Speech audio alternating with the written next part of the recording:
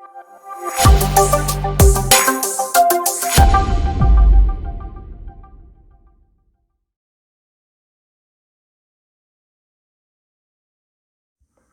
All, നമ്മളിന്ന് discuss ചെയ്യുന്നത് module 1-ലെ 4th ചാപ്റ്ററാണ്. That is building rules and regulations. അതിൽ വരുന്ന ഫസ്റ്റ് സെഷൻ ചാപ്റ്റർ 4-ലെ part 1 relevance of national building code and Kerala building rules. ഈ ഒരു സെഷനാണ് നമ്മളിന്ന് ഡിസ്കസ് ചെയ്യുന്നത്. സോ നമുക്കറിയാം, നമ്മളൊരു ബിൽഡിംഗ് അല്ലെങ്കിൽ ഒരു റെസിഡൻഷ്യൽ സ്പേസ് ഡിസൈൻ ചെയ്യുമ്പോൾ അല്ലെങ്കിൽ കൺസ്ട്രക്ഷൻ നടത്തുമ്പോൾ ഒരുപാട് റൂൾസ് അല്ലെങ്കിൽ റെഗുലേഷൻസിൻ്റെ ബേസിസിലാണ് നടത്തുന്നത്. സോ ആ റൂൾസിൻ്റെ ഒരു ബേസിക് ഐഡിയ അല്ലെങ്കിൽ ഏത് റൂൾസിൻ്റെ ബേസിസിലാണ് നമ്മൾ ഈ ഒരു കൺസ്ട്രക്ഷൻ വർക്കുകൾ നടത്തുന്നത് അല്ലെങ്കിൽ അത്തരം വർക്കുകൾ അതുമായി റിലേറ്റഡ് ആയിട്ടുള്ള കാര്യങ്ങളും കണ്ടക്ട് ചെയ്യുന്നത് എന്നതിനെക്കുറിച്ചുള്ളൊരു ബ്രീഫ് ഡീറ്റെയിലിംഗ് ആണ് ഈ ഒരു സെഷനിൽ വരുന്നത്. ഒരു സിവിൽ എഞ്ചിനീയറിങ്ങിന് അല്ലെങ്കിൽ സിവിൽ എഞ്ചിനീയറെ സംബന്ധിച്ച് വളരെയധികം ഇമ്പോർട്ടൻ്റ് ആയിട്ടുള്ള ഒരു സെഷനാണ് നാഷണൽ ബിൽഡിംഗ് കോഡ് അല്ലെങ്കിൽ കേരള ബിൽഡിംഗ് റൂൾസ് എന്നൊക്കെ പറയുന്നത്. ഒരു വർക്ക് ചെയ്യുമ്പോൾ, ഒരു വീട് ഉണ്ടാക്കുക അല്ലെങ്കിൽ ഒരു ബിൽഡിംഗ് ഡിസൈൻ ചെയ്യുമ്പോൾ നിയമപരമായിട്ട് എന്തൊക്കെ കാര്യങ്ങൾ ശ്രദ്ധിക്കണം അല്ലെങ്കിൽ ഏതൊക്കെ കാര്യങ്ങൾ വെച്ചിട്ടാണ് നമ്മൾ പ്ലാൻ ചെയ്യേണ്ടത് അല്ലെങ്കിൽ കൺസ്ട്രക്ഷൻ നടത്തേണ്ടത് എന്നുള്ള കാര്യങ്ങളാണ് ഈ ഒരു ബിൽഡിംഗ് റൂൾസ് ആൻഡ് റെഗുലേഷൻ എന്ന് പറയുന്ന സെഷനിൽ വരുന്നത്. ഓക്കെ, സോ നമുക്ക് നാഷണൽ ബിൽഡിംഗ് കോഡ് അഥവാ NBC അതിൻ്റെ ഒരു ഡീറ്റെയിൽഡ് ആയിട്ടുള്ളൊരു അനാലിസിസിലേക്ക് പോകാം. നമ്മൾ ആൾറെഡി കഴിഞ്ഞ ക്ലാസ്സിലെല്ലാം ഈ ഒരു നാഷണൽ ബിൽഡിംഗ് കോഡിൻ്റെ ഒരു ഇൻട്രൊഡക്ഷൻ അല്ലെങ്കിൽ അതിൻ്റെ കുറിച്ചുള്ളൊരു ഏറ്റവും ബ്രീഫായ കാര്യങ്ങൾ പറഞ്ഞിട്ടുണ്ടായിരുന്നു. Okay, so the Planning Commission of India emerged out with efforts to unify and standardise the construction practice. നമ്മുടെ പ്ലാനിംഗ് കമ്മീഷൻ ഓഫ് ഇന്ത്യ നമ്മുടെ ഇന്ത്യയിലുള്ള കൺസ്ട്രക്ഷൻ വർക്കുകൾ അല്ലെങ്കിൽ അതുമായി റിലേറ്റഡ് ആയിട്ടുള്ള കാര്യങ്ങളെ ഒരു സിംഗിൾ പ്ലാറ്റ്ഫോമിലേക്ക് കൊണ്ടുവരാനും അതുപോലെ തന്നെ സ്റ്റാൻഡേർഡൈസ്ഡ് ആക്കുവാനും വേണ്ടി എടുത്തിട്ടുള്ള കുറേ തീരുമാനങ്ങൾ അല്ലെങ്കിൽ ഡിസിഷൻസിൻ്റെ ഒരു റിസൾട്ടൻ്റാണ് ആക്ച്വലി നാഷണൽ ബിൽഡിംഗ് കോഡ് എന്ന് പറയുന്നത്. That is National building Code be prepared to unify the building regulations throughout the country. നമ്മുടെ ആൾ ഓവർ ഇന്ത്യയിൽ നമ്മുടെ കൺസ്ട്രക്ഷനുമായി റിലേറ്റ് ചെയ്തിട്ടുള്ള റൂൾസ് ഒരു സിംഗിൾ പ്ലാറ്റ്ഫോമിലേക്ക് എത്തിക്കാൻ അല്ലെങ്കിൽ ജനറലൈസ് ചെയ്യാൻ വേണ്ടിയിട്ട് ഡെവലപ്പ് ചെയ്തിട്ടുള്ള ഒരു കോഡ് ആണ് ആക്ച്വലി നാഷണൽ ബിൽഡിംഗ് കോഡ് എന്ന് പറയുന്നത്. സോ ഈ നാഷണൽ ബിൽഡിംഗ് കോഡ് പ്രിപ്പയർ ചെയ്തിട്ടുള്ളത് bureau of Indian standards BIS എന്ന് പറയുന്ന ഒരു അതോറിറ്റിയുടെ കൺസ്ട്രെയിൻസ് വെച്ചിട്ടാണ്. നമ്മുടെ സിവിൽ എഞ്ചിനീയറിംഗ് ആസ്പെക്ട്സിൽ വരുന്ന ഡിഫറെൻറ്റ് കോഡ് ബുക്കുകളുണ്ട്. അതായത് കൺസ്ട്രക്ഷൻ റിലേറ്റഡ് ആയിട്ട്, അതല്ലെങ്കിൽ നമ്മുടെ കോൺക്രീറ്റിംഗ് റിലേറ്റഡ് ആയിട്ട്, ഡിസൈനിങ്ങിനെ റിലേറ്റ് ചെയ്യുന്ന അത്തരത്തിൽ ഡിഫറെൻറ്റ് കോഡ് ബുക്കുകളൊക്കെ ഒരു സിവിൽ എഞ്ചിനീയറിംഗ് ആസ്പെക്ട്സിൽ എസ്റ്റാബ്ലിഷ് ചെയ്തിട്ടുണ്ട്. അതെല്ലാം പ്രിപ്പയർ ചെയ്തിട്ടുള്ളത് ഈ ഒരു ബ്യൂറോ ഓഫ് ഇന്ത്യൻ സ്റ്റാൻഡേർഡ്സ് എന്ന് പറയുന്ന ഒരു ഡെവലപ്മെൻറ്റ് അതോറിറ്റിയുടെ ബേസിസിലാണ്. സോ NBCയുടെ ഫസ്റ്റ് വേർഷൻ എന്ന് പറഞ്ഞു കഴിഞ്ഞാൽ 1970 പബ്ലിഷ് ചെയ്തത്. ദെൻ 1983 അതിനെ റിവൈസ് ചെയ്തു. അതായത് ഫസ്റ്റ് ഒരു കോഡ് ബുക്ക് അവർ പബ്ലിഷ് ചെയ്തു. സോ അത് വെച്ച് നമ്മൾ നാട്ടിൽ, അതായത് ഇന്ത്യയിൽ ആൾ ഓവർ കൺസ്ട്രക്ഷനും കാര്യങ്ങളൊക്കെ നടത്തുമ്പോൾ പലതരത്തിലുള്ള ബുദ്ധിമുട്ടുകളും ആ നിയമങ്ങളിൽ കണ്ടു അല്ലെങ്കിൽ പ്രാക്ടീസിൽ നമുക്ക് അനുഭവപ്പെട്ടു. അതിൻ്റെ ഒരു ഭാഗമായിട്ട് നമ്മൾ അപ്ഡേഷൻസ് വരും. സോ അതിനാണ് റിവിഷൻ എന്ന് പറയുക. ഈ ഒരു കേസിലല്ല, പൊതുവേ എന്തൊരു കാര്യമാണെങ്കിലും നമ്മൾ എക്സാമ്പിളായിട്ട് നമ്മുടെ ടെക്സ്റ്റ് ബുക്കിലൊക്കെ റിവൈസ്ഡ് എഡിഷൻസ് കാണാം. നമ്മൾ ടെക്സ്റ്റ് ബുക്ക് എടുത്താൽ അതിൻ്റെ ഫസ്റ്റ് പേജിലുണ്ടായിരിക്കും ഏത് റിവിഷനാണെന്നുള്ളതൊക്കെ. സോ റീസെൻ്റ്ലി വരുന്ന അപ്ഡേഷൻസ് അല്ലെങ്കിൽ റൂൾസിൽ വരുന്ന കാര്യങ്ങൾ അല്ലെങ്കിൽ ഏതെങ്കിലും ഒരു പെർട്ടിക്കുലർ കാര്യത്തിൽ വരുന്ന അപ്ഡേഷൻസ് അവരവരുടെ ഈ ഒരു പബ്ലിക്കേഷനിലും കൂടി അപ്ഡേറ്റ് ചെയ്യുന്നതിനാണ് നമ്മൾ ആക്ച്വലി റിവിഷൻ എന്ന് പറയുന്നത്. സോ അത്തരത്തിൽ ഈ ബിൽഡിംഗ് കോഡ്സുകളും കണ്ടിന്യൂസ്ലി റിവിഷൻസിന് വിധേയമാണ്. എന്തെങ്കിലും മാറ്റങ്ങൾ നമ്മുടെ നിയമപരമായിട്ടുള്ള കാര്യങ്ങളൊക്കെ വരുമ്പോൾ അത് ഈ ഒരു കോഡ് ബുക്കിലും അപ്ഡേറ്റ് ചെയ്യുന്നതിനാണ് റിവിഷൻ എന്ന് പറയുന്നത്. സോ 70 ഫസ്റ്റ് പബ്ലിക്കേഷൻ നടത്തി, അതിനുശേഷം 83 റിവിഷൻ നടത്തി. ദെൻ ലേറ്റർ 2005 ഒരു റിവിഷൻ നടന്നിട്ടുണ്ട്. ദെൻ 2016 2016 അതിൽ ഫർദർ അപ്ഡേഷൻസും വരുത്തിയിട്ടുണ്ട്. ജസ്റ്റ് ആ ഒരു ഇയേഴ്സ് ഒന്ന് നോട്ട് ചെയ്യുക. അതായത് 1970 ഫസ്റ്റ് പബ്ലിക്കേഷൻ, ദെൻ റിവിഷൻസ് സംഭവിച്ചുകൊണ്ട് കറൻ്റ്ലി അത് അപ്ഡേറ്റഡ് ആയിട്ട് കൊണ്ടിരിക്കുന്നു എന്നുള്ളത് മനസ്സിലാക്കുക. Okay, then code has 11 parts. നമ്മൾ ഈ ഒരു കോഡ് ബുക്കിന്, നാഷണൽ ബിൽഡിംഗ് കോഡ് എന്ന് പറയുന്ന ഈ ഒരു കോഡിന് 11 പാർട്സ് ഉണ്ടെന്നാണ് പറയുന്നത്. അതായത് 11 സെഷൻസ് ആയിട്ടാണ് ഇതിനെ ഡിവൈഡ് ചെയ്തിട്ടുള്ളത്.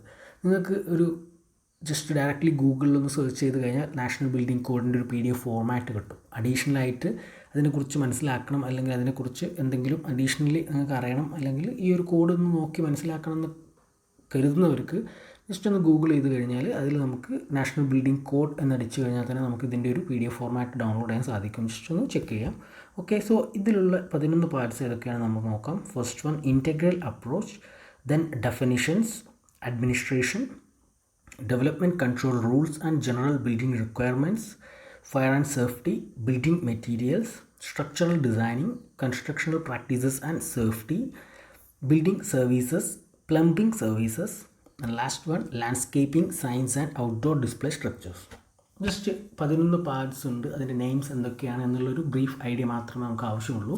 അതിൻ്റെ ഫർദർ ഡീറ്റെയിൽഡ് ആയിട്ടുള്ള അനാലിസിസിലേക്ക് നമ്മൾ പോകേണ്ട ആവശ്യമില്ല. ഓക്കെ, സോ ഇത്രയും ചാപ്റ്റേഴ്സ് അല്ലെങ്കിൽ ഇത്രയും പാർട്സ് ആയിട്ടാണ് നമ്മൾ നാഷണൽ ബിൽഡിംഗ് കോഡിനെ ഡിവൈഡ് ചെയ്തിട്ടുള്ളത് അല്ലെങ്കിൽ അതിനെ അറേഞ്ച് ചെയ്തിട്ടുള്ളത്.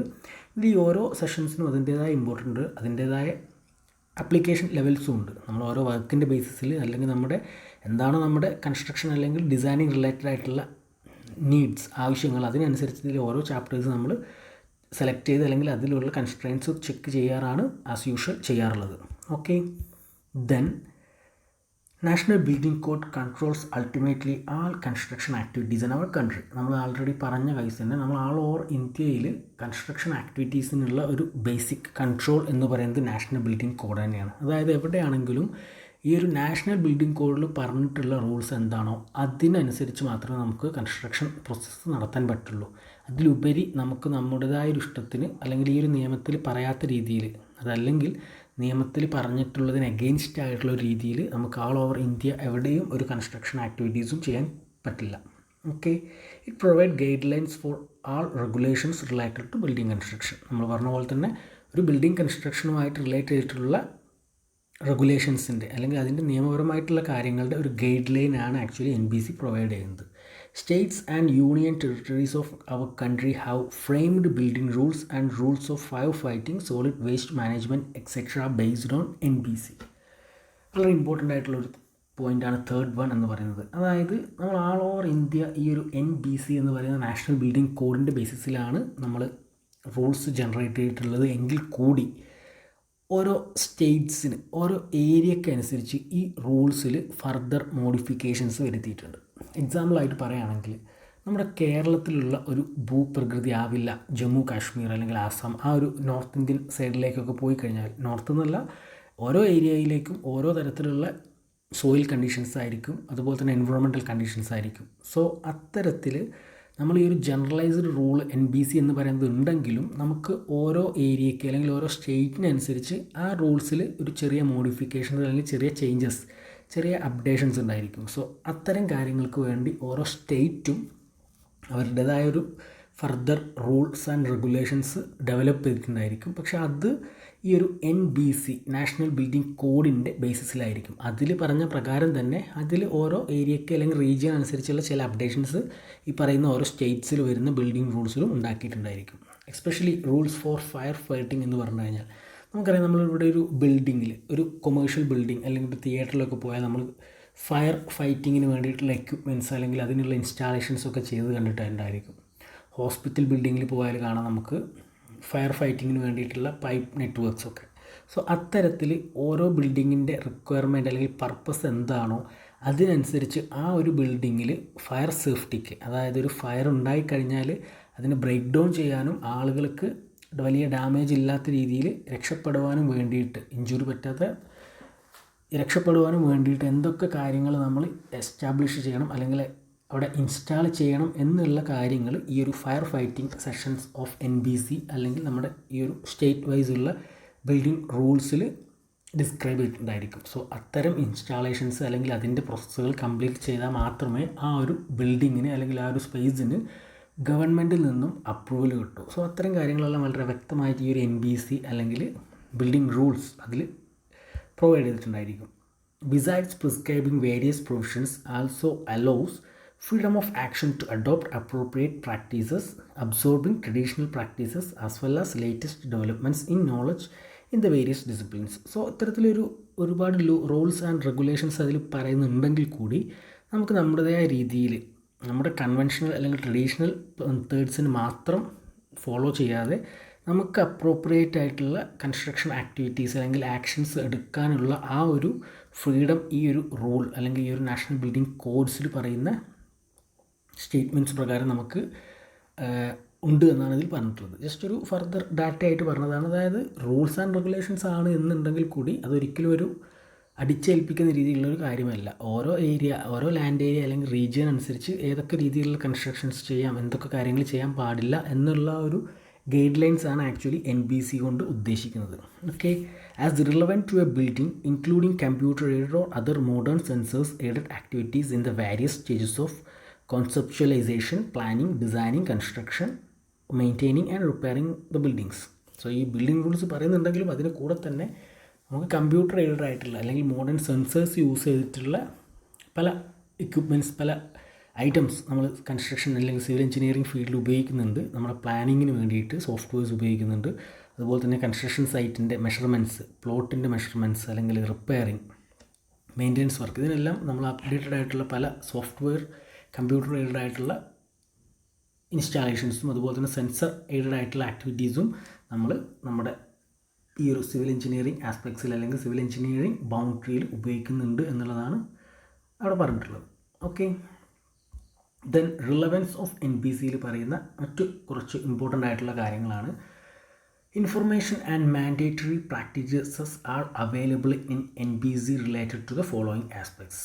നമ്മുടെ NBCയിൽ പറഞ്ഞിട്ടുള്ള കുറച്ച് ഇൻഫർമേഷൻസ്, അതായത് മാൻഡേറ്ററി ആയിട്ട് നമ്മൾ പ്രാക്ടീസ് ചെയ്യേണ്ട കുറച്ച് ഇൻഫർമേഷൻസ് എന്തൊക്കെയാണ് എന്നുള്ളതാണ് പറഞ്ഞിട്ടുള്ളത്. First one, development and building planning, general building regulations, fire and life safety, building materials, landscape development, sustainability approach.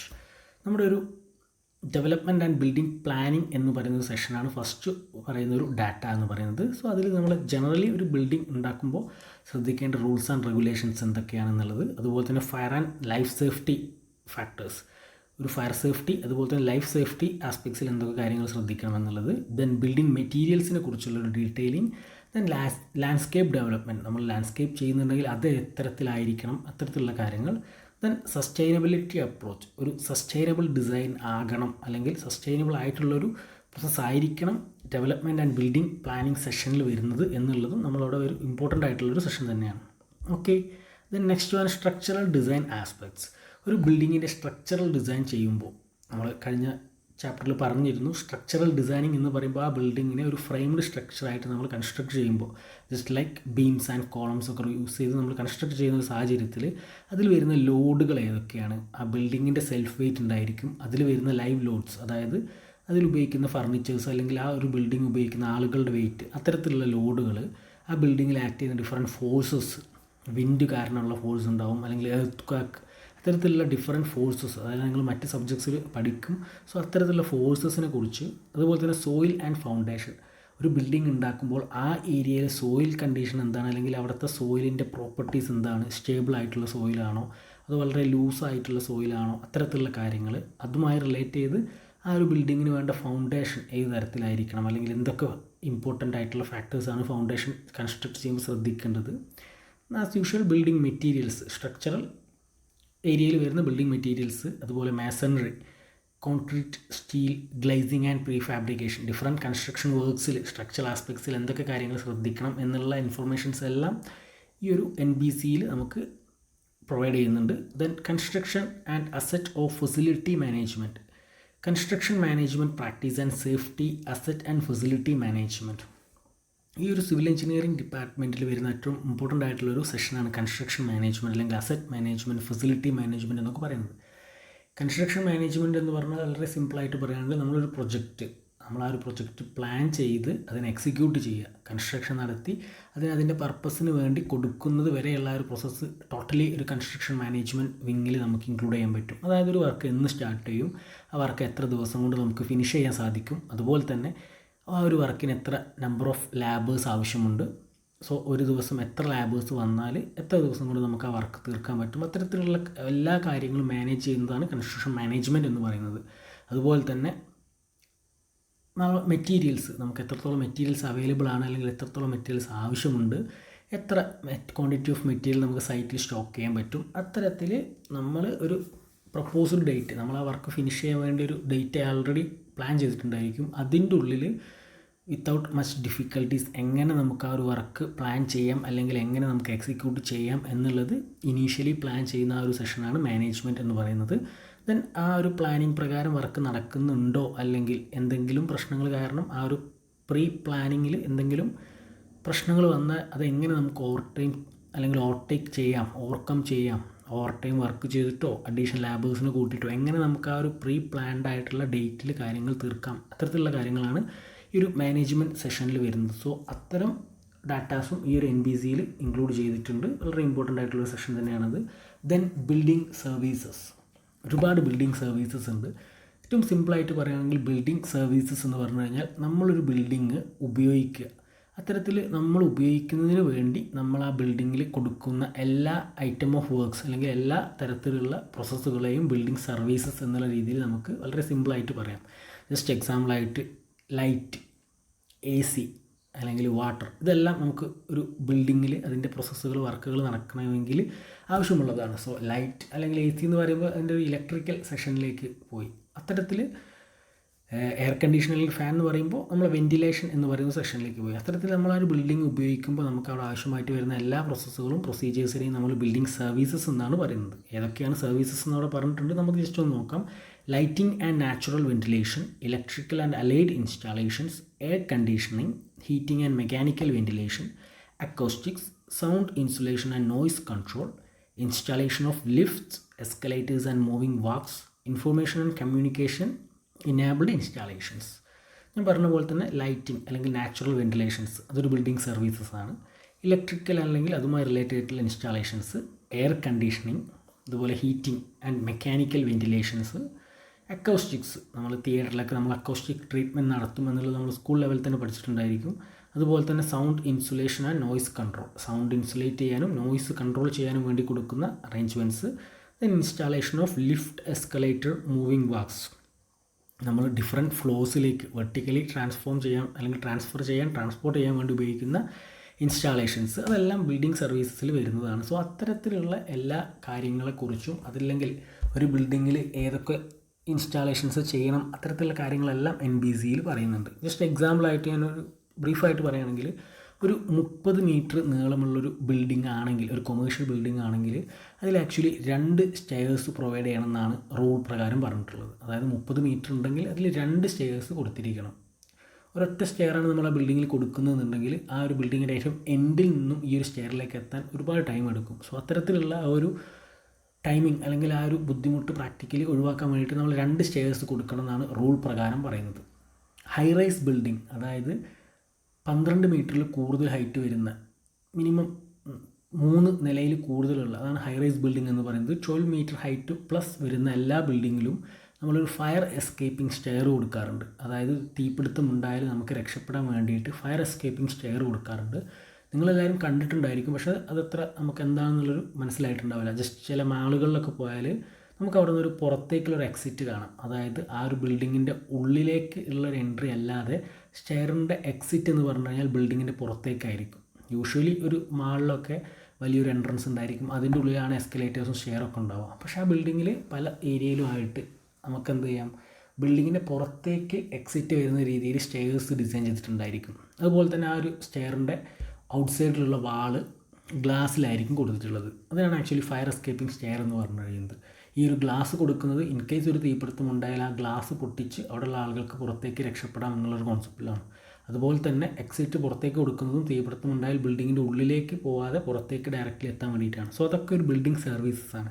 So അത്തരത്തിൽ ഏതൊക്കെ ബിൽഡിംഗ് സർവീസസ് എവിടെ ഏതൊക്കെ തരത്തിലുള്ള ബിൽഡിങ്ങിൽ കൊടുക്കണം എന്നുള്ള കാര്യങ്ങളും ഈ ഒരു NBCയിൽ പറഞ്ഞിട്ടുണ്ടായിരിക്കും. Okay, next one, plumbing services and solid waste management, water supply, drainage and sanitation, solid waste management, gas supply. Plumbing services എന്ന് പറഞ്ഞു കഴിഞ്ഞാൽ നമ്മളെ വെള്ളം, വാട്ടർ സർവീസിനും അതുപോലെ തന്നെ വേസ്റ്റ് ട്രീറ്റ്മെൻറ്റിന് വേണ്ടിയിട്ട് നമുക്ക് പ്ലംബിംഗ് സർവീസസ് വേണ്ടി വരും. അതുപോലെ തന്നെ സോളിഡ് വേസ്റ്റ് മാനേജ്മെൻറ്റ് സെഷൻസ്. നമ്മളൊരു വീടാണെങ്കിലും ഒരു ബിൽഡിംഗ് ആണെങ്കിലും അവിടെ വാട്ടർ സപ്ലൈ ആവശ്യമുണ്ടായിരിക്കും. അവിടെ പലതരത്തിലുള്ള വേസ്റ്റുകൾ, അതിൻ്റെ ട്രീറ്റ്മെൻറ്റ് ഉണ്ടായിരിക്കും. അതുപോലെ തന്നെ ടോയ്ലറ്റ് അല്ലെങ്കിൽ വാഷ്റൂം, അത്തരത്തിലുള്ള സ്ഥലത്തു നിന്നുള്ള വേസ്റ്റ് വാട്ടേഴ്സ് ഉണ്ടായിരിക്കും. വാഷ് ബേസിൻസ് നിന്നുള്ള വേസ്റ്റ് വാട്ടേഴ്സ് ഉണ്ടായിരിക്കും. അത്തരത്തിലുള്ള എല്ലാ പ്ലംബിംഗ് അല്ലെങ്കിൽ വേസ്റ്റ് ആയിട്ട് റിലേറ്റഡ് ആയിട്ടുള്ള ആക്ടിവിറ്റീസിനെ കുറിച്ചും ഈ പറയുന്ന NBCയിൽ ഡീറ്റെയിൽഡ് ആയിട്ടുള്ള പ്രിസ്ക്രിപ്ഷൻസ് അല്ലെങ്കിൽ ഡീറ്റെയിൽഡ് ആയിട്ടുള്ളൊരു മെത്തേഡ് പ്രൊവൈഡ് ചെയ്തിട്ടുണ്ടായിരിക്കും. ഓക്കെ, സോ അതെല്ലാമാണ് നമ്മുടെ NPCയുടെ റിലവൻസ് എന്ന് പറയുന്നത്. നെക്സ്റ്റ് നമ്മുടെ കേരള ബിൽഡിംഗ് റൂൾസ് എന്ന് പറയുന്നതാണ്. നമ്മൾ നേരത്തെ പറഞ്ഞ പോലെ NBC ബേസിസിൽ ഓരോ സ്റ്റേറ്റും അവരുടേതായ റീജിയൻ അനുസരിച്ച് പല ബിൽഡിംഗ് റൂൾസ് ഉണ്ടാക്കിയിട്ടുണ്ടാവും എന്ന് പറഞ്ഞു. സോ അതാണ് കേരള ബിൽഡിംഗ് റൂൾസ് എന്ന് പറയുന്നത്. The building construction activities are regulated by a set of rules and guidelines called building regulations. നമ്മൾ നേരത്തെ പറഞ്ഞ NBCയുടെ അത് തന്നെയാണ് ഡെഫിനിഷൻ. പക്ഷേ നമ്മുടെ സ്റ്റേറ്റിലെ അല്ലെങ്കിൽ നമ്മുടെ റീജിയൻ ബേസിസിലുള്ള ആ ഒരു കണ്ടീഷൻസ് ആയിരിക്കും ഇതിൽ ഇൻക്ലൂഡ് ചെയ്തിട്ടുണ്ടാവുക. Then building regulations are framed based on NBC guidelines. നമ്മൾ പറഞ്ഞ NBCയുടെ ഗൈഡ് ലൈൻസിൻ്റെ ബേസിസ് തന്നെ ആയിരിക്കും ഈ ഒരു കേരള ബിൽഡിംഗ് റൂൾസും പ്രൊവൈഡ് ചെയ്തിട്ടുണ്ടായിരിക്കുക. Rules are framed based various aspects like development and land use patterns, utilization of natural resources like sunlight, breeze, scope for future development of roads and public utilities, current and projected population growth, settlement patterns of people engaged in agriculture, commercial and industrial sectors. So ഈ ഒരു Kerala building rules develop ചെയ്തിട്ടുള്ളത് എന്തിൻ്റെ എല്ലാം ബേസിസിലാണ് എന്നുള്ളതാണ് അവിടെ പറഞ്ഞിട്ടുള്ളത്. അതായത് നമ്മളവിടെ കൊണ്ടുവരാൻ പോകുന്ന ഡെവലപ്മെൻറ്റ് എന്തൊക്കെയാണ്, അല്ലെങ്കിൽ ആ ഒരു ഏരിയ നമ്മൾ ഏത് തരത്തിലാണ് ലാൻഡ് യൂസ് ചെയ്യുന്നത് എന്നുള്ള കാര്യങ്ങൾ, അതുപോലെ നമ്മുടെ നാച്ചുറൽ റിസോഴ്സസ് ലൈറ്റ്, ബ്രീസ്, അത്തരത്തിലുള്ള കാര്യങ്ങളൊക്കെ നമ്മൾ എങ്ങനെ യൂട്ടിലൈസ് ചെയ്യുന്നു, അതല്ലെങ്കിൽ ആ ഒരു ഏരിയയിൽ ജസ്റ്റ് എക്സാമ്പിളായിട്ട് ഒരു ഏരിയയിൽ നമ്മളൊരു ബിൽഡിംഗ് കൺസ്ട്രക്ട് ചെയ്യണമെങ്കിൽ അവിടെ ഒരു ഫ്യൂച്ചർ ഡെവലപ്മെൻറ്റ് വരുമ്പോൾ അവിടുത്തെ റോഡുകൾ വൈഡനിങ് ചെയ്യുമോ, റോഡിൻ്റെ വീതി കൂട്ടി അവിടെ കുറച്ചും കൂടി എസ്റ്റാബ്ലിഷ്ഡ് ആയിട്ടുള്ള റോഡുകൾ വരുമോ, പബ്ലിക് യൂട്ടിലിറ്റീസ് അവിടെ എസ്റ്റാബ്ലിഷ്ഡ് ആവുമോ, അത്തരത്തിലുള്ള കാര്യങ്ങളെല്ലാം കണ്ടിട്ടാണ് നമ്മളൊരു ബിൽഡിംഗ് കൺസ്ട്രക്ട് ചെയ്യുന്നത്. സോ ആ കാര്യങ്ങൾ, അതുപോലെ തന്നെ അവിടുത്തെ പോപ്പുലേഷൻ ഗ്രോത്ത്, നമ്മളിപ്പോൾ ഒരു വാട്ടർ സപ്ലൈ സിസ്റ്റം ഡിസൈൻ ചെയ്യുകയാണെങ്കിൽ, അതായത് നമ്മൾ കുടിവെള്ളം കൊടുക്കുന്ന പദ്ധതികളൊക്കെ കണ്ടിട്ടുണ്ടായിരിക്കും. സോ അത്തരത്തിലുള്ളൊരു വാട്ടർ സപ്ലൈ സ്കീം ഡിസൈൻ ചെയ്യുമ്പോൾ നമ്മൾ ചെയ്യുന്നൊരു കാര്യം നെക്സ്റ്റ് 30 വർഷത്തേക്കുള്ള പോപ്പുലേഷൻ ഗ്രോത്ത് എത്രയാണ് എന്നുള്ളൊരു എസ്റ്റിമേഷൻ നടത്തിയിട്ടാണ് നമ്മൾ ഈ ഒരു വാട്ടർ സപ്ലൈ ഡിസൈൻ ചെയ്യുന്നത്. അതായത് ഇപ്പോൾ കറണ്ടിൽ എത്രയാണോ പോപ്പുലേഷൻ ഉള്ളത്, പ്രീവിയസ് പോപ്പുലേഷൻസ് എത്രയായിരുന്നു എന്ന് നോക്കിയിട്ട് നെക്സ്റ്റ് ഒരു 30 വർഷം എത്രത്തോളം പോപ്പുലേഷൻ ഗ്രോത്ത് ഉണ്ടാകും എന്നുള്ളൊരു എസ്റ്റിമേഷൻ എടുക്കും. ആ ഒരു പോപ്പുലേഷനെ കൂടി കൊണ്ടുപോകാൻ അല്ലെങ്കിൽ അവരുടെ ആവശ്യങ്ങൾക്ക് കൂടി വെള്ളം എത്തിക്കാൻ പറ്റുന്ന രീതിയിലായിരിക്കും നമ്മൾ currently water supply scheme design ചെയ്യുന്നത്. അതായത് 2021 നമ്മൾ ഡിസൈൻ ചെയ്യുമ്പോൾ 2051 വരെയിലേക്കുള്ള ഒരു പോപ്പുലേഷൻ്റെ ട്രെൻഡ് എന്താണെന്നുള്ളത് ആലോചിച്ചിട്ടായിരിക്കും ചെയ്യുന്നത്. സോ അത്തരത്തിൽ ആ ഒരു നാട്ടിൽ അല്ലെങ്കിൽ ആ ഒരു റീജിയണൽ ബേസിലുള്ള പല കാര്യങ്ങളും മനസ്സിലാക്കിയിട്ട് അല്ലെങ്കിൽ അതിൻ്റെ അടിസ്ഥാനത്തിലാണ് ഈ ഒരു റൂൾസ് ആൻഡ് റെഗുലേഷൻസ് നമ്മൾ എസ്റ്റാബ്ലിഷ് ചെയ്തിട്ടുള്ളത്. Okay, building regulations also ensures quality and safety in construction by the way of warranting the service of qualified professionals like architects, engineers, supervisors, town planners. So നമ്മൾ ഈ ഒരു rules and regulations establish ചെയ്യുന്നതിന് കൂടെ തന്നെ qualified ആയിട്ടുള്ള professionals, അതായത് architects, engineers, supervisors, town planners, അത്തരത്തിൽ ഓരോ ക്ലാസ് ഓഫ് പ്രൊഫഷണൽസ് ഉണ്ട്. ആർക്കിടെക്ട്സ് എന്ന് പറയുമ്പോൾ ആർക്കിടെക്ചറൽ കോഴ്സ് കഴിഞ്ഞ് അവരുടെ ലൈസൻസ് രജിസ്ട്രേഷൻസ് കഴിഞ്ഞ ആളുകളായിരിക്കും. എൻജിനീയർ എന്ന് പറയുമ്പോൾ എൻജിനീയറിങ്ങിൽ ഒരു കാറ്റഗറീസ് ഉണ്ട്, എൻജിനീയർ A-B-C എന്ന് പറയുന്ന രീതിയിൽ. അതായത് നമ്മുടെ ബിടെക് സിവിൽ എഞ്ചിനീയറിംഗ് അല്ലെങ്കിൽ diploma civil engineering, ITI level, അത്തരത്തിലുള്ള ഡിവിഷൻസ് ഉണ്ട്. സോ അത്തരത്തിൽ ഓരോരുത്തർക്കും ഓരോ പെർട്ടിക്കുലർ ക്വാളിഫിക്കേഷൻസും രജിസ്ട്രേഷൻ പാറ്റേൺസും പ്രൊവൈഡ് ചെയ്തിട്ടുണ്ട്. അത്തരത്തിൽ ക്വാളിഫൈഡ് ആയിട്ടുള്ള ആളുകളാണ് ഈ വർക്ക് ചെയ്യുന്നത് എന്ന് എൻഷുർ ചെയ്യാനുള്ളൊരു സിസ്റ്റവും ഈ ഒരു റൂൾസ് പ്രകാരം നമുക്ക് അവൈലബിൾ ആണ്. Also it play important role in providing legal base to the authorized construction and also tax collection authorities like local body, institutions and revenue authorities. ഇത്തരത്തിൽ റൂൾ പ്രകാരം ചെയ്തതുകൊണ്ട് അതിൻ്റെ ഒരു നിയമപരമായിട്ടുള്ളൊരു സാധുത, നിയമപരമായിട്ടുള്ള ഒരു സ്ട്രെങ്ത്ത് നമ്മുടെ ഈ ഒരു കൺസ്ട്രക്ഷൻ റിലേറ്റഡ് ആയിട്ടുള്ള എല്ലാ വർക്ക്സിനും കൊടുക്കും. അതുപോലെ തന്നെ ടാക്സ് കളക്ഷൻ, നമ്മളൊരു ബിൽഡിംഗ് കൺസ്ട്രക്ട് ചെയ്യുമ്പോൾ അതിന് കൊടുക്കേണ്ട ടാക്സ്, അത് ഈ ഒരു ലോക്കൽ ബോഡീസിന്, ഗവൺമെൻറ്റിന് അല്ലെങ്കിൽ ഏതാണോ ലോക്കൽ ബോഡി അവർക്ക് പ്രൊവൈഡ് ചെയ്യാൻ അല്ലെങ്കിൽ അവർക്കത് കളക്ട് ചെയ്യാനുള്ളൊരു വേ കൂടി ഈ ഒരു റൂൾസിൽ പ്രൊവൈഡ് ചെയ്തിട്ടുണ്ടായിരിക്കും. Okay, then in Kerala building rules were first introduced in 1964, later revised in 1984 and 1999. 1964 നമ്മൾ ഈ ഒരു ബിൽഡിംഗ് റൂൾസ് ജനറേറ്റ് ചെയ്യുന്നത് ആദ്യമായിട്ട്. അതിനുശേഷം 84-ലും 99-ലെല്ലാം റിവിഷൻസ് നടന്നിട്ടുണ്ട്. ഫർദർ ഇപ്പോൾ കറൻ്റ്ലി അതിൽ അപ്ഡേഷൻസ് വന്നിട്ടുണ്ട്. പുതിയ ഓരോ അമെൻഡ്മെൻറ്റ്സ് ഒക്കെ വരുമ്പോൾ നമ്മൾ ഈ എക്സിസ്റ്റിംഗ് റൂൾസിലേക്ക് അതുകൂടെ ആഡ് ചെയ്തിട്ട് അവരത് അപ്ഡേറ്റ് ചെയ്യുകയാണ് നോർമലി ചെയ്യാറുള്ളത്. ഓക്കെ, നമുക്ക് നമ്മുടെ കേരളത്തിൽ അവൈലബിൾ ആയിട്ടുള്ളത് 2 തരത്തിലുള്ള റൂൾസാണ് കേരള ബിൽഡിംഗ് റൂൾസ് എന്ന് പറയുന്നത്. That is KMBR and KPBR. ആ പേര് എന്താണെന്നുള്ളത് കാണിച്ചിട്ടുണ്ട്. KMBR എന്ന് പറഞ്ഞു കഴിഞ്ഞാൽ Kerala municipal building rules. KPBR എന്ന് പറഞ്ഞു കഴിഞ്ഞാൽ Kerala panchayat building rules. Urban area അതായത് മുനിസിപ്പൽ ഏരിയയിലേക്ക് KMBRഉം റൂറൽ പഞ്ചായത്ത് ബേസിസിൽ വരുന്ന ഏരിയയിലേക്ക് KPBRുമാണ് നമ്മൾ റൂൾസായിട്ട് ഉപയോഗിക്കുന്നത്. സോ അതിൽ ഓരോന്നിലും ആ ഓരോ റീജിയനിലേക്ക് വരുന്ന കാര്യങ്ങൾ അല്ലെങ്കിൽ അതിന് റിലേറ്റ് ചെയ്തിട്ടുള്ള ബേസിസിലായിരിക്കും റൂൾസ് ആൻഡ് റെഗുലേഷൻസ് എസ്റ്റാബ്ലിഷ് ചെയ്തിട്ടുള്ളത്. ഓക്കെ, ദെൻ ടെർമിനോളജി വളരെ ഇമ്പോർട്ടൻ്റ് ആയിട്ടുള്ള സെഷൻ തന്നെയാണ്. ഡിഫറെൻറ്റ് ടേംസ് നമ്മൾ ഈ ഒരു റൂൾ പ്രകാരം നമ്മൾ ഉപയോഗിക്കുന്ന ഡിഫറെൻറ്റ് ടേംസാണിത്. ഈ ഒരു ടേംസും അതിൻ്റെ ഡെഫിനിഷൻസും അതുപോലെ തന്നെ പഠിക്കുന്നതാണ് നമുക്ക് ഏറ്റവും ബെറ്റർ ആയിട്ടുള്ളൊരു ഓപ്ഷൻ. എക്സാമിനേഷനൊക്കെ ഡയറക്റ്റ്ലി എന്താണ് ഈ ഒരു ടേം എന്നുള്ളത് ചോദിക്കാറുണ്ട്. Okay, so first one permit. Permit എന്ന് പറഞ്ഞു കഴിഞ്ഞാൽ permission or authorisation in writing by the authority to carry out work. നമ്മളൊരു വീടിൻ്റെ വർക്ക് തുടങ്ങുമ്പോൾ അല്ലെങ്കിൽ ബിൽഡിംഗ് കൺസ്ട്രക്ട് ചെയ്യാൻ തുടങ്ങുമ്പോൾ നമുക്ക് നമ്മുടെ local body, panchayat, municipality, corporation, what ever it is, അവിടെ നിന്ന് നമുക്ക് അവരുടെ ഒരു ഓതറൈസേഷൻ അല്ലെങ്കിൽ പെർമിഷൻ വേണം. സോ ആ ഒരു ഡോക്യുമെൻറ്റിനാണ് നമ്മൾ പെർമിറ്റ് എന്ന് പറയുന്നത്. നമ്മളിപ്പോൾ ഒരു ബാങ്ക് ലോൺ, ഒരു വീട് ഉണ്ടാക്കാൻ വേണ്ടി ബാങ്ക് ലോണിനൊക്കെ അപ്ലൈ ചെയ്യുകയാണെങ്കിൽ നമുക്ക് ആ പെർമിറ്റാണ് വേണ്ടത്. നമുക്ക് പെർമിറ്റ് എന്ന് പറഞ്ഞാൽ അതിനൊരു പെർമിറ്റ് നമ്പറാണ് നമ്മുടെ ഈ ഒരു ലോക്കൽ ബോഡി പ്രൊവൈഡ് ചെയ്യുന്നത്. സോ അതിൻ്റെതായ കുറച്ച് പ്രൊസീജിയേഴ്സ് ഉണ്ട്. നമ്മൾ നമ്മുടെ വീടിൻ്റെ പ്ലാന് അല്ലെങ്കിൽ അതിൻ്റെ സൈറ്റ് പ്ലാൻ അത്തരത്തിലുള്ള കുറച്ച് ഡോക്യുമെൻറ്റേഷൻ ചെയ്ത് അത് അപ്ലോഡ് ചെയ്ത് സബ്മിഷൻ നടത്തി കഴിഞ്ഞാൽ മാത്രമാണ് ഈ ഒരു പെർമിറ്റ്, ആ കാര്യങ്ങളെല്ലാം ചെക്ക് ചെയ്തിട്ട് റൂൾ പ്രകാരമാണോ എന്നുള്ളത് അവർ ചെക്ക് ചെയ്ത് സൈറ്റ് വിസിറ്റ് നടത്തി അനലൈസ് ചെയ്ത് എൻഷുർ ചെയ്തിട്ടാണ് നമുക്ക് ബിൽഡിങ്ങിന് പെർമിഷൻ അവർ നൽകാറുള്ളത്. സോ പെർമിറ്റ് ആണ് ഫസ്റ്റ് ടേം. ദെൻ സൈറ്റ് എന്ന് പറഞ്ഞു കഴിഞ്ഞാൽ parcel or piece of land enclosed by definite boundaries, also called plot. ഒരു പീസ് ഓഫ് ലാൻഡ് അല്ലെങ്കിൽ ഒരു പാർസൽ ഓഫ് ലാൻഡ് ഒരു പെർട്ടിക്കുലർ ബൗണ്ടറിയിൽ ക്ലോസ് ചെയ്തിട്ടുള്ള ആ ഒരു ഏരിയയ്ക്കാണ് സൈറ്റ് അല്ലെങ്കിൽ പ്ലോട്ട് എന്ന് നമ്മൾ പറയുന്നത്. സെറ്റ് ബാക്ക് ലൈൻ എന്ന് പറഞ്ഞു കഴിഞ്ഞാൽ line usually parallel to the plot boundaries and laid down in each case by the authority beyond which nothing can be constructed towards the site boundaries. Setback line എന്ന് പറഞ്ഞു കഴിഞ്ഞാൽ വളരെ സിമ്പിളായിട്ട് പറയുകയാണെങ്കിൽ നമ്മുടെ ബൗണ്ടറിയിൽ നിന്നും അല്ലെങ്കിൽ അതിന് പാരലലായിട്ട് നമ്മുടെ ആ ഒരു പ്ലോട്ടിൻ്റെ ഉള്ളിൽ നമ്മൾ കൺസിഡർ ചെയ്യുന്ന ആ ഒരു ലൈനാണ് സെറ്റ് ബാക്ക് ലൈൻ എന്ന് പറയുന്നത്. ആ ഒരു ഏരിയയ്ക്ക് പുറത്തേക്ക്, അതായത് ബൗണ്ടറിയുടെ അടുത്തേക്ക് ഈ ഒരു സെറ്റ് ബാക്ക് ലൈനിൽ നിന്നും കൂടുതൽ ഏരിയയിലേക്ക് നമ്മൾ കൺസ്ട്രക്ഷൻ ആക്ടിവിറ്റീസ് ഒന്നും നടത്താൻ പാടില്ല എന്നുള്ളതാണ് സെറ്റ് ബാക്ക് ലൈൻ കൊണ്ട് ഉദ്ദേശിക്കുന്നത്. അതായത് നമ്മളൊരു വീട് ഉണ്ടാക്കുമ്പോൾ, നമ്മുടെ ഒരു വീട്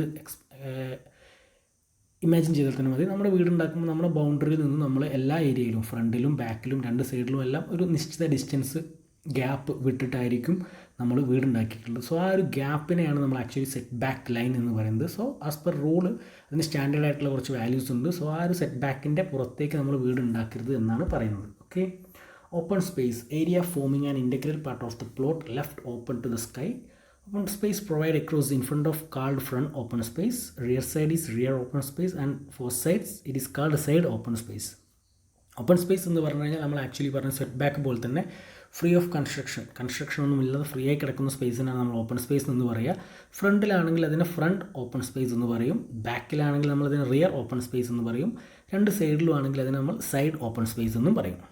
okay, then next one plinth എന്ന് പറഞ്ഞു കഴിഞ്ഞാൽ നമ്മൾ കഴിഞ്ഞ സെഷനിൽ പറഞ്ഞു സബ്സ്ട്രക്ചറിനും സൂപ്പർ സ്ട്രക്ചറിനും ഇടയിൽ കിടക്കുന്ന ആ ഒരു പോർഷനെയാണ് പ്ലിന്ത് അല്ലെങ്കിൽ ബേസ്മെൻറ്റ് എന്ന് പറയുന്നത്. That is portion of A structure between the surface of the surrounding ground and surface of the floor immediately above ground. നമ്മുടെ സോയിലിന് താഴത്തേക്കും അതുപോലെ തന്നെ നമ്മുടെ ഫ്ലോറിനും താഴെ നമ്മുടെ ഗ്രൗണ്ട് ഫ്ലോറിൽ അല്ലെങ്കിൽ നമ്മുടെ ഗ്രൗണ്ട് ലെവലിന് മുകളിലേക്കും ഫ്ലോർ ലെവലിന് താഴെയുമായിട്ട് കിടക്കുന്ന ആ ഒരു പോർഷനെയാണ് പ്ലിന്ത് അല്ലെങ്കിൽ ബേസ്മെൻറ്റ് എന്ന് നമ്മൾ പറയുന്നത്. Then floor, lower surface in A story on which one wax in A building. നമ്മൾ നടന്നു പോകുന്ന അല്ലെങ്കിൽ നമ്മൾ ഉപയോഗിക്കുന്ന ആ ഒരു ലോവർ സർഫസിനെയാണ് നമ്മൾ ഫ്ലോർ എന്ന് പറയുന്നത്. ദെൻ പ്ലോട്ട് ഏരിയ എന്ന് പറഞ്ഞു കഴിഞ്ഞാൽ area enclosed between plot boundaries. നമ്മുടെ ഒരു പ്ലോട്ട് അല്ലെങ്കിൽ ആ ഒരു ലാൻഡ് ഏരിയ എത്രയാണോ അതിനാണ് പ്ലോട്ട് ഏരിയ എന്ന് പറയുന്നത്. കവേർഡ് ഏരിയ എന്ന് പറഞ്ഞു കഴിഞ്ഞാൽ അതിൻ്റെ ഡെഫിനിഷൻ ഞാൻ പറയാം. Ground area covered by the building immediately above the plinth level. നമ്മളൊരു ലാൻഡ് ഏരിയ, ജസ്റ്റ് എക്സാമ്പിളായിട്ട് നമ്മൾ വീട് നിൽക്കുന്ന ആ ഒരു ഏരിയ എത്രയാണോ നമ്മുടെ ലാൻഡ് ഏരിയ, അതിൽ എത്ര ഏരിയയിലാണ് നമ്മുടെ വീട് കവർ ചെയ്ത് നിൽക്കുന്നത്, ആ കവർ ചെയ്ത് നിൽക്കുന്ന ഏരിയനെയാണ് കവേർഡ് ഏരിയ എന്ന് പറയുന്നത്. നമ്മളത് മെഷർമെൻറ്റ് എടുക്കുന്നത് നമ്മളെ പ്ലിന്ത് ലെവലിലാണ്. പ്ലിന്തിൻ്റെ ഔട്ട്സൈഡ് മെഷർമെൻറ്റ് എടുത്തിട്ട് എത്ര ഏരിയ ആണെന്ന് നോക്കിക്കഴിഞ്ഞാൽ കവേർഡ് ഏരിയ നമുക്ക് കിട്ടും. ഇത്തരത്തിലൊരു കവേർഡ് ഏരിയ കാണുമ്പോൾ ഗാർഡൻസ്, അതുപോലെ കിണറുകൾ, drainage, culvert, compound wall, gate, ramp, uncovered staircases, watchman's booth, shaft, ഇത്തരത്തിലുള്ള കാര്യങ്ങളെല്ലാം നമ്മൾ ഇന്ന് ഒഴിവാക്കും. അതായത് നമ്മുടെ വീടിനായിട്ട് റിലേറ്റ് ചെയ്തിട്ട് നമ്മൾ മറ്റ് എന്തെങ്കിലും ഗാർഡനോ അല്ലെങ്കിൽ ഡ്രെയിനേജോ കിണറോ ഒക്കെ ഉണ്ടാക്കുകയാണെങ്കിൽ ആ ഏരിയ ഒന്നും നമ്മൾ കൺസിഡർ ചെയ്യേണ്ട ആവശ്യമില്ല. അതല്ലാതെ പ്യുവർലി നമ്മുടെ വീട് എത്ര ഏരിയയിലാണ് നിൽക്കുന്നത്, നമ്മുടെ ലാൻഡ് ഏരിയയിൽ, അതിനെയാണ് നമ്മുടെ കവേർഡ് ഏരിയ എന്ന് പറയുന്നത്. ജസ്റ്റ് എക്സാമ്പിളായിട്ട് നമ്മൾ കേട്ടിട്ടുണ്ടാവും, നമ്മുടെ വീട് നിൽക്കുന്നത് 5 സെൻറ്റിലാണെങ്കിൽ 10 സെൻറ്റ് സ്ഥലത്താണ്. സോ 10 സെൻറ്റ് സ്ഥലമാണെങ്കിൽ ആ 10 സെൻറ്റിൽ എത്ര ഏരിയയിലാണ് നമ്മുടെ വീട് നിൽക്കുന്നത്, അതിനെയാണ് കവേർഡ് ഏരിയ എന്ന് പറയുന്നത്. Okay, then plinth area, built covered area measured at the floor level of the basement or at any stores. Plinth area എന്ന് പറഞ്ഞു കഴിഞ്ഞാൽ നമ്മുടെ ആ ഒരു വീട്ടിൽ നമ്മൾ വാളൊക്കെയാണ് കൺസ്ട്രക്ട് ചെയ്തിട്ടാണ് ഒരു വീട് ഉണ്ടാക്കുന്നത്. സോ ആ വാൾ ഇൻക്ലൂഡ് ചെയ്തുകൊണ്ട് നമ്മൾ ടോട്ടൽ എത്ര ഏരിയ ഉണ്ടോ വീടിന്, അതിനാണ് പ്ലിന്ത് ഏരിയ എന്ന് പറയുന്നത്. ഗ്രൗണ്ട് ഫ്ലോറിൽ നമ്മുടെ വാളിൻ്റെ ഔട്ട് സൈഡ് വെച്ച് മെഷർമെൻറ്റ് എടുത്താൽ നമുക്ക് പ്ലിന്ത് ഏരിയ കിട്ടും. അതുപോലെ തന്നെ ഫസ്റ്റ് ഫ്ലോറിലെത്തുമ്പോൾ അവിടെ എത്ര ഏരിയയാണോ വാളുകൾ കവേർഡ് ചെയ്തിട്ടുള്ളത് അതിൻ്റെ ഉള്ളിൽ വരുന്ന കംപ്ലീറ്റ് ഏരിയ, ഫ്ലോർ ഏരിയയും എല്ലാം കൂട്ടിയിട്ട് നമ്മുടെ വാളിൻ്റെ ഏരിയയും എല്ലാം ഇൻക്ലൂഡ് ചെയ്തിട്ടുള്ള ആ ഒരു ഏരിയയ്ക്കാണ് ആക്ച്വലി പ്ലിന്ത് ഏരിയ എന്ന് പറയുന്നത്. Then floor area, built up covered area in all floors including basement floor. It is sometimes called built up area. നമ്മുടെ ബിൽറ്റപ്പ് ചെയ്തിട്ടുള്ള ആ ഒരു ഫ്ലോർ ഏരിയസിനാണ് ആക്ച്വലി നമ്മൾ ഫ്ലോർ ഏരിയ എന്ന് പറയുന്നത്. ഇതിൽ നമ്മൾ ബേസ്മെൻറ്റ് ഫ്ലോർ ഉണ്ടെങ്കിൽ അതിൻ്റെ ഏരിയ കൂടി ഇൻക്ലൂഡ് ചെയ്യും. ബേസ്മെൻറ്റ് ഫ്ലോർ എന്ന് പറഞ്ഞു കഴിഞ്ഞാൽ നമ്മുടെ പ്ലിന്ത് ലെവലിന് അല്ലെങ്കിൽ ഗ്രൗണ്ട് ലെവലിന് താഴത്തേക്ക് കൊടുക്കുന്ന ഫ്ലോറിനാണ് ബേസ്മെൻറ്റ് ഫ്ലോർ എന്ന് പറയുന്നത്. സോ അതിനെയും നമ്മൾ ഫ്ലോർ ഏരിയയിൽ കൂട്ടും. പക്ഷേ നമ്മൾ തൊട്ട് മുമ്പ് പറഞ്ഞ പ്ലിന്ത് ഏരിയയിൽ നമ്മുടെ പ്ലിന്ത് ബേസിസിലാണ് നമ്മൾ മെഷർമെൻറ്റ് എടുക്കുന്നത്. സോ അതുകൊണ്ട് അതിൽ നമ്മൾ ഈ ഒരു ബേസ്മെൻറ്റ് ഫ്ലോർസ് ഒന്നും കൺസിഡർ ചെയ്യാറില്ല. അതുകൊണ്ട് ഫ്ലോർ ഏരിയ വരുമ്പോൾ അതിൽ നമുക്ക് ബേസ്മെൻറ്റ് ഫ്ലോർസ് ഉണ്ടെങ്കിൽ അതിൻ്റെ ഏരിയ കൂടി കാൽക്കുലേറ്റ് ചെയ്യും. അതിനെ തന്നെയാണ് ബിൽറ്റപ്പ് ഏരിയ എന്നും പറയുന്നത്. ഓക്കെ, അതിൻ്റെ ഡെഫിനിഷൻ അവിടെ കാണിച്ചിട്ടുണ്ട്. അത് അതുപോലെ തന്നെ നമ്മൾ പഠിക്കാൻ ശ്രമിക്കുക. Then next one, carpet area. Carpet area എന്ന് പറഞ്ഞു കഴിഞ്ഞാൽ covered area of the usable rooms at any floor levels excluding areas of wall, areas of staircase, lift, wells, escalators, decks, etc. and also exclude the carpet area, excluded in carpet area. അതായത് usable ആയിട്ടുള്ള area എന്താണോ അതിനെയാണ് carpet area എന്ന് പറയുന്നത്. നമ്മൾ plinth area, floor area എന്ന് പറഞ്ഞാൽ നമ്മുടെ മൊത്തം വീടിൻ്റെ ഏരിയാസാണ് അതിൽ ഇൻക്ലൂഡ് ചെയ്തിട്ടുള്ളത്. പക്ഷേ കാർപ്പറ്റ് ഏരിയ എന്ന് പറയുമ്പോൾ നമ്മുടെ വാളുകൾ, നമ്മൾ കെട്ടിയിട്ടുള്ള വാളുകളുടെ ഏരിയയിൽ നിന്ന് മൈനസ് ചെയ്യണം. കാരണം അത് നമുക്കൊരിക്കലും യൂസ് ചെയ്യാൻ പറ്റിയ ഒരു ഏരിയ അല്ല. അതുപോലെ തന്നെ സ്റ്റെയർ കേസ് അല്ലെങ്കിൽ എസ്കലേറ്റേഴ്സ്, ലിഫ്റ്റ്, ആ ഏരിയാസ് ഒന്നും നമ്മൾ യൂസബിൾ ആയിട്ടുള്ള ഏരിയ അല്ല. അത് ജസ്റ്റ് ഒരു പാസിങ് അല്ലെങ്കിൽ പാസേജ് ആയിട്ട് ഉപയോഗിക്കുന്ന ഏരിയയാണ്. സോ ആ ഏരിയാസ് എല്ലാം ഒഴിവാക്കിയിട്ട് എത്രയാണ് നമുക്ക് അവൈലബിൾ ആയിട്ടുള്ള യൂസബിൾ ആയിട്ടുള്ള ഫ്ലോർ ഏരിയ, അതിനെയാണ് ആക്ച്വലി കാർപ്പറ്റ് ഏരിയ എന്ന് പറയുന്നത്. ഓക്കെ, ഈ ഒരു കാർപ്പറ്റ് ഏരിയ കാൽക്കുലേറ്റ് ചെയ്യാനുള്ള ഓപ്ഷൻ എന്ന് പറഞ്ഞു കഴിഞ്ഞാൽ 20% ഓഫ് ഫ്ലോർ ഏരിയ കുറച്ച് കഴിഞ്ഞാൽ, എത്രയാണോ ഫ്ലോർ ഏരിയ അതിന് 20% ഓഫ് ഫ്ലോർ ഏരിയ കുറച്ച് കഴിഞ്ഞാൽ ആ കിട്ടുന്ന ഏരിയയാണ് ആക്ച്വലി കാർപ്പറ്റ് ഏരിയ എന്ന് പറയുന്നത്. അത് ഏറ്റവും സിംപ്ലി നമുക്ക് കാൽക്കുലേറ്റ് ചെയ്യാൻ പറ്റുന്നത് 80% ഓഫ് ഫ്ലോർ ഏരിയ എന്നുള്ള രീതിയിലാണ്. ഓക്കെ, ജസ്റ്റ് എക്സാമ്പിളായിട്ട് 100% ആണ് നമ്മുടെ ഫ്ലോർ ഏരിയ എന്നുണ്ടെങ്കിൽ അതിന് 20% അതിന് മൈനസ് ചെയ്താൽ കിട്ടുന്നതാണ് കാർപ്പറ്റ് ഏരിയ. അതായത് ഫ്ലോർ ഏരിയയുടെ 80% ആയിരിക്കും കാർപ്പറ്റ് ഏരിയ എന്ന് പറയുന്നത്. സോ 1000 സ്ക്വയർ ഫീറ്റുള്ളൊരു വീടാണ് എങ്കിൽ അതിൻ്റെ കാർപ്പറ്റ് ഏരിയ എന്ന് പറഞ്ഞു കഴിഞ്ഞാൽ 80% ഓഫ് ഫ്ലോർ ഏരിയ, അതായത് 1000ൻ്റെ 80%, ദാറ്റ് ഈസ് 800 സ്ക്വയർ ഫീറ്റേഴ്സ് ആയിരിക്കും ആ ഒരു വീടിൻ്റെ കാർപ്പറ്റ് ഏരിയ എന്ന് പറയുന്നത്. സോ 1000 എന്ന് പറയുന്ന സ്ക്വയർ ഫീറ്റ് ഏരിയയിൽ നിന്നും 20%, ദാറ്റ് ഈസ് 200 മൈനസ് ചെയ്ത് നമുക്ക് കിട്ടുന്നതാണ് 800 എന്ന് പറയുന്നത്. സോ 80% ഓഫ് ഫ്ലോർ ഏരിയ ആയിരിക്കും കാർപ്പറ്റ് ഏരിയ എന്ന് പറയുന്നത്. Then floor area ratio, FAR, ഇതിൻ്റെ ഫുൾ ഫോമാണ് ഫ്ലോർ ഏരിയ റേഷ്യോ എന്ന് പറയുന്നത്. ഫ്ലോർ ഏരിയ റേഷ്യോ എന്ന് പറഞ്ഞു കഴിഞ്ഞാൽ നമുക്ക് അവൈലബിൾ ആയിട്ടുള്ള total floor area divided by plot area. അതായത് നമ്മുടെ വീട് ഒരു ഒറ്റ നില വീടാണെങ്കിൽ നമുക്ക് ആകെ ഒരു ഗ്രൗണ്ട് ഫ്ലോർ മാത്രമേ ഉണ്ടായിരിക്കുള്ളൂ. സോ ആ ഗ്രൗണ്ട് ഫ്ലോറിൻ്റെ area divided by plot area, നമ്മുടെ ലാൻഡ് ഏരിയ എത്രയാണോ അതിനെ കൊണ്ട് ഡിവൈഡ് ചെയ്യുമ്പോൾ കിട്ടുന്ന ഒരു റേഷ്യോനെയാണ് ആക്ച്വലി FAR അല്ലെങ്കിൽ ഫ്ലോർ ഏരിയ റേഷ്യോ എന്ന് പറയുന്നത്. ഈ നമ്മുടെ വീട് 2 നിലയിലാണെങ്കിൽ നമുക്ക് ഗ്രൗണ്ട് ഫ്ലോറും ഫസ്റ്റ് ഫ്ലോറും ഉണ്ടായിരിക്കും. സോ ആ total area, ground floor area plus first floor area divided by land area, ആ കിട്ടുന്ന റേഷ്യോ എന്താണോ അതിനാണ് നമ്മൾ ഫ്ലോർ ഏരിയ റേഷ്യോ എന്ന് പറയുന്നത്. Okay, so FAR is equal to total floor area of the floors divide by plot area. And last one, coverage, covered area of the building normally expressed as percentage of plot area. Coverage എന്ന് പറഞ്ഞു കഴിഞ്ഞാൽ നമ്മൾ നേരത്തെ പറഞ്ഞ പോലെ തന്നെ covered area, നമ്മുടെ building എത്ര ഏരിയ, ലാൻഡ് ഏരിയയുടെ എത്ര പെർസെൻറ്റേജ് ആണ് കവർ ചെയ്തിട്ടുള്ളത്, അതിനെ ഡിനോട്ട് ചെയ്യുന്നതാണ് കവറേജ് എന്ന് പറഞ്ഞു കഴിഞ്ഞാൽ. That is actually ground floor area അല്ലെങ്കിൽ plinth area of ground floor divided by land area or plot area.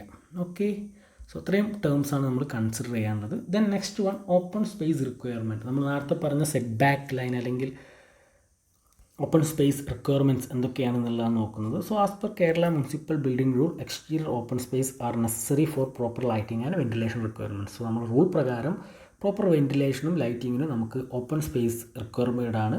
So exterior open space set backs എന്തൊക്കെയാണ്, നമ്മുടെ പുറത്ത് ഒരു വീടിൻ്റെ പുറം ഭാഗത്ത് എങ്ങനെയാണ് ഈ സെറ്റ് ബാക്ക് ഡിസ്റ്റൻസുകൾ കൊടുക്കേണ്ടത് എന്നുള്ളതാണ് നമ്മൾ നോക്കുന്നത്.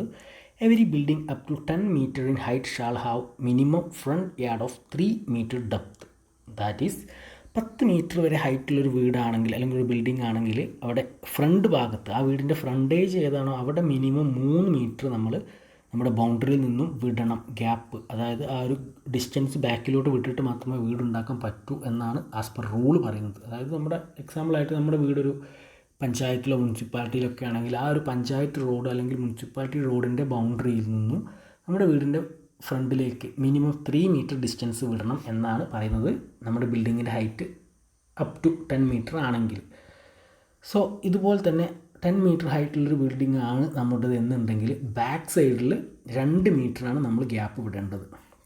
അതുപോലെ 2 സൈഡിലേക്ക് അപ് ടു 10 മീറ്റർ ഹൈറ്റുള്ളൊരു ബിൽഡിംഗ് ആണെങ്കിൽ 2 സൈഡിലേക്കും 1.2 മീറ്റർ, ഒരു സൈഡിലേക്ക് 1.2 മീറ്ററും മറ്റേ സൈഡിലേക്ക് 1 മീറ്ററിൽ കുറയാതെ, അതായത് 1.2 ഇല്ലെങ്കിലും 1 മീറ്ററിൽ കുറയാത്തൊരു ഡിസ്റ്റൻസും നമ്മൾ 2 സൈഡിലേക്കും ഗ്യാപ്പ് സെറ്റ് ബാക്ക് വിടണം എന്നാണ് ആസ് പെർ റൂൾ പറയുന്നത്. സോ അപ് ടു 10 മീറ്റർ ഹൈറ്റുള്ളൊരു ബിൽഡിംഗ് ആണെങ്കിൽ ഫ്രണ്ടിൽ 3 മീറ്റർ, ബാക്കിൽ 2 മീറ്റർ, സൈഡിൽ 1.2 മീറ്റർ, നെക്സ്റ്റ് സൈഡിൽ 1 മീറ്റർ റേഞ്ചിലെങ്കിലും നമ്മൾ സെറ്റ് ബാക്ക് പ്രൊവൈഡ് ചെയ്യണം എന്നാണ് ആസ് പെർ റൂൾ. സോ ആ ഒരു ഡിസ്റ്റൻസ് നമ്മുടെ സൈറ്റിൽ ഉണ്ടെങ്കിൽ മാത്രമേ നമുക്ക് നേരത്തെ പറഞ്ഞ പെർമിറ്റും അതുപോലെ തന്നെ ഗവൺമെൻറ് ഓത്തറൈസ്ഡ് ആയിട്ടുള്ള അപ്രൂവലും കാര്യങ്ങളെല്ലാം കിട്ടുള്ളൂ. സോ അതില്ലാതെ നമ്മൾ ഇപ്പോൾ ഈ എക്സാമ്പിളായിട്ട് ഫ്രണ്ടിൽ 3 മീറ്ററിന് പകരം നമ്മൾ 2 മീറ്ററൊക്കെ കൊടുത്താണ് കൺസ്ട്രക്ട് ചെയ്യുന്നതെന്നുണ്ടെങ്കിൽ ഡെഫിനറ്റ്ലി അതിനെതിരെ ഗവൺമെൻറ് ആക്ഷൻസ് എടുക്കും. Okay, then exterior open space for a building above 10 metre, 10 മീറ്ററിൽ കൂടുതലാണെങ്കിൽ 0.5 metre per increase of every 3 metre height.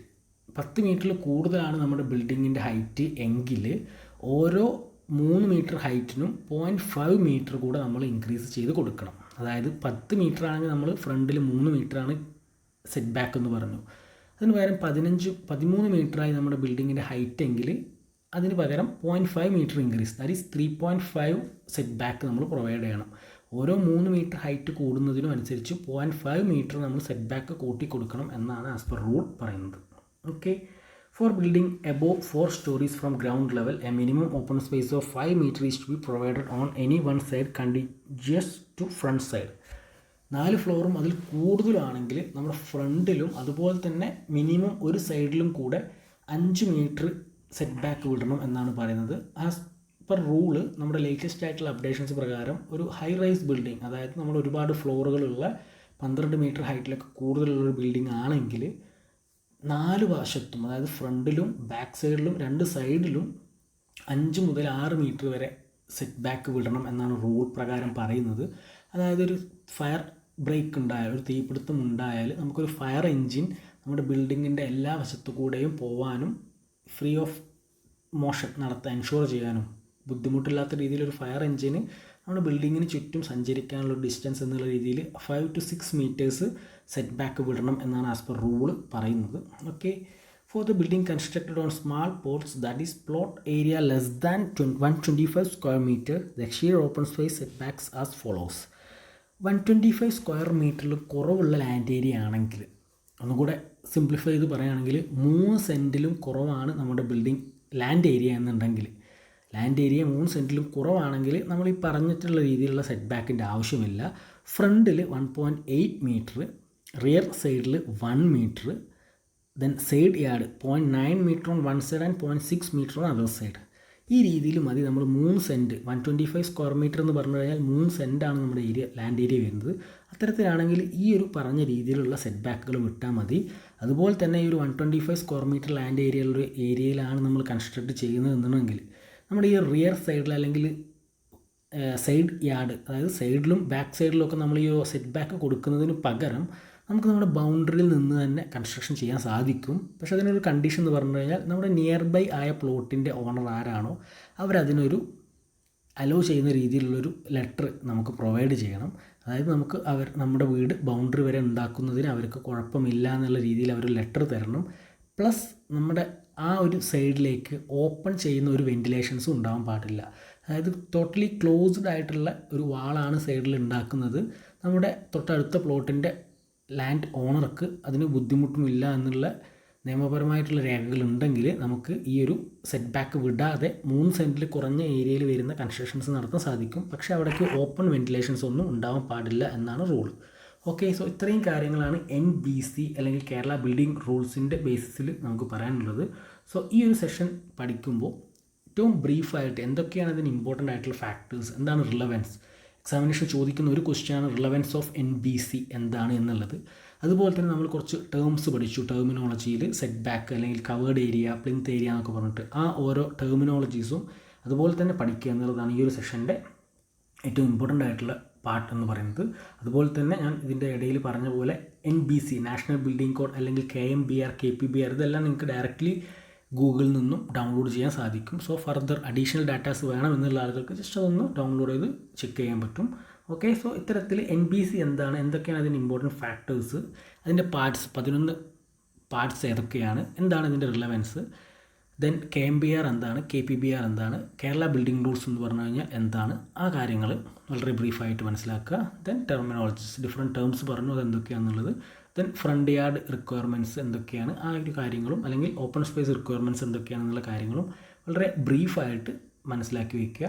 Examination ഇതിനു മുമ്പ് ചോദിച്ചിട്ടുള്ള 2 ക്വസ്റ്റ്യൻസ് എന്ന് പറഞ്ഞു കഴിഞ്ഞാൽ ഒന്ന് ഈ ഒരു ടെർമിനോളജീൻ്റെ സെഷനിൽ നിന്നും, second one relevance of NBC എന്താണ് എന്നുള്ളതാണ്. ഓക്കെ, ദെൻ നെക്സ്റ്റ് പാർട്ട് എന്ന് പറഞ്ഞു കഴിഞ്ഞാൽ ചാപ്റ്റർ നമ്പർ 4 വരുന്ന സെക്കൻഡ് പാർട്ടാണ്. That is CRZ norms, coastal regulation zone norms എന്തൊക്കെയാണ് എന്നുള്ളതാണ് നെക്സ്റ്റ് ചാപ്റ്ററിൽ പഠിക്കാനുള്ളത്. Okay, thank you.